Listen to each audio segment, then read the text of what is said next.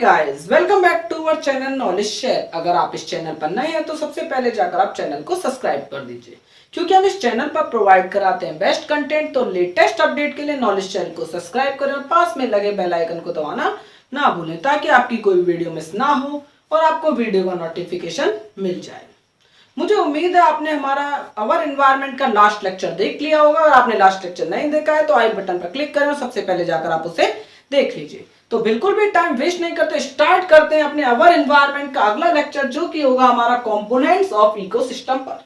तो इकोसिस्टम के component, ecosystem के हिस्से, मतलब जो हमारा इकोसिस्टम है वो किन किन हिस्सों से मिलकर बना होता है, कौन कौन सी चीजें हैं जो इकोसिस्टम को मिलकर के बनाती हैं, तो उनके बारे में हम जानेंगे। तो every ecosystem has two component.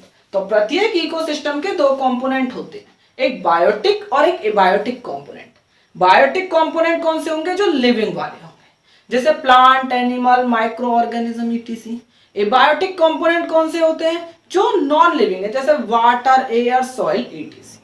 तो जो हमारे बायोटिक कंपोनेंट है उन्हें हम तीन में डिवाइड कर देते हैं, प्रोड्यूसर, कंज्यूमर और डीकंपोजर्स में। तो इन सभी के बारे में स्टडी करते हैं। तो biotic component, these are the living things. ये कौन सी होती है? सजीव होती है, लिविंग थिंग्स होती हैं, दैट हैव डायरेक्ट और indirect influence on other organism in an environment. मतलब एनवायरनमेंट के अंदर किसी दूसरे ऑर्गेनिज्म पर ये डायरेक्टली भी प्रभावित करती है, डायरेक्टली प्रभावित भी करेंगे और इनडायरेक्टली प्रभावित करते हैं, इन्फ्लुएंस करती है। उदाहरण के लिए plant, animal, micro organism etc. इनको हमने क्लासिफाई करा है तीन कैटेगरी में, प्रोड्यूसर, कंज्यूमर और डीकंपोजर्स में। तो प्रोड्यूसर्स जैसा कि हमें नाम से पता चला, मतलब पैदा करने वाले, ठीक है।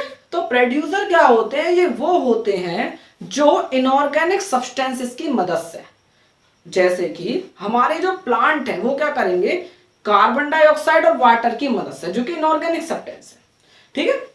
सनलाइट और क्लोरोफिल की प्रेजेंस में क्या बनाते हैं? ग्लूकोज बनाते हैं, ठीक है। तो हमारे प्रोड्यूसर्स कौन है? प्रोड्यूसर हमारे वो ऑर्गेनिज्म हैं जो कार्बन डाइऑक्साइड और वाटर का प्रयोग करके सनलाइट और क्लोरोफिल की उपस्थिति में ग्लूकोज का निर्माण करते हैं और साथ ही साथ ऑक्सीजन भी बाय प्रोडक्ट के रूप में निकलती है। Producers can make organic compound like sugar और स्टार्च को बनाएंगे इनऑर्गेनिक सब्सटेंसेस से, किसकी उपस्थिति में? जो हमारी रेडिएंट एनर्जी ऑफ सन है उसकी प्रयोग से, in the presence of chlorophyll की उपस्थिति में। एग्जाम्पल ग्रीन प्लांट, जो हमारे हरे पौधे होते हैं, सर्टेन बैक्टीरिया, कुछ बैक्टीरिया। अब आते हैं हमारे कंज्यूमर, जो चीज प्रोड्यूसर्स ने बनाई उस चीज को कंज्यूम करने, उसकी खपत करने वाले जो होते हैं वो, ये these include all the heterotroph. इसमें वो सारे के सारे हेट्रोट्रॉफ आते हैं, हेट्रोट्रॉफ जो अपना भोजन स्वयं नहीं बना सकते, वो डायरेक्टली या इनडायरेक्टली डिपेंड करते हैं प्रोड्यूसर पर भोजन के लिए। अब देखो डायरेक्टली क्या है, जैसे ये हमारा एक, नहीं देखिए हमारा प्लांट, डियर और लायन।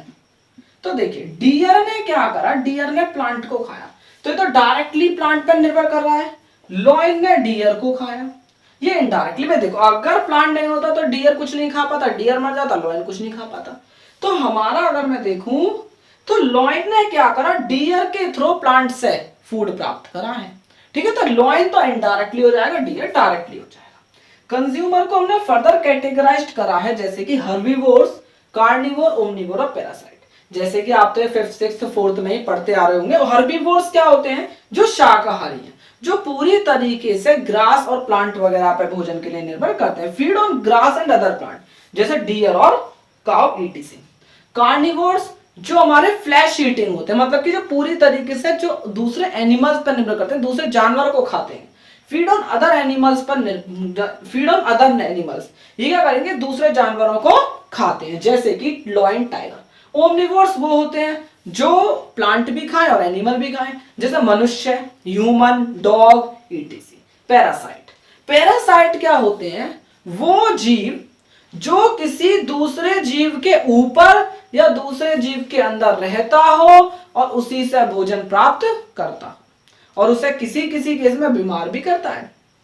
एग्जाम्पल, उदाहरण के लिए हमारे सिर पे जू रहती हैं, वो हमारे सिर पे रह रही हैं और हम ही से भोजन ले रही हैं, ठीक है। अमर बेल आपने सुना होगा, कसकटा, ये क्या होते हैं, प्लांट के ऊपर रहती है और उसी प्लांट से भोजन लेती है। Okay, etc.